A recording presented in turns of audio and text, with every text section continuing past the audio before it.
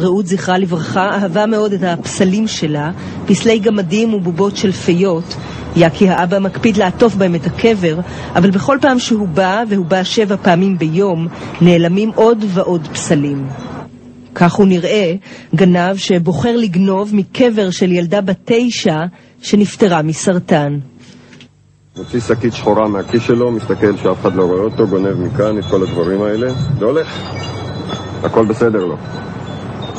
וככה לילה אחרי לילה? ככה לילה אחרי לילה, ואני מגיע לפה בלילות, ואני מגיע פה לפנות בוקר, כי הוא לקח את תלם.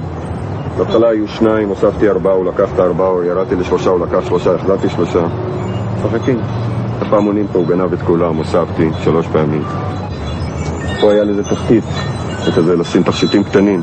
כן. אז הוא גנב את זה, ראות הייתה שמה פה טבעות שלה. אז הוא גנב רק את התחתית, ואת זה הוא השאיר לי.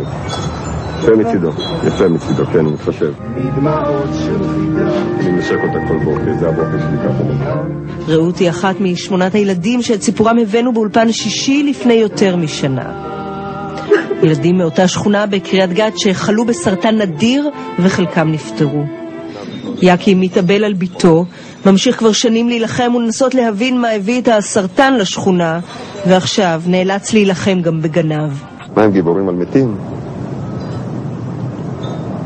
שילכו מול חיים, נראה אותם. במצלמות שהציב יקי נקלט הגנב הזה חסר הבושה. עכשיו מתאמצים שוטרי משטרת קריית גת לתפוס אותו. אתה הרי מדבר עם רעות? כל יום. מה אתה אומר לה על המעשה הנוראי הזה? הבטיחה לי שתעזור לי לתפוס אותו.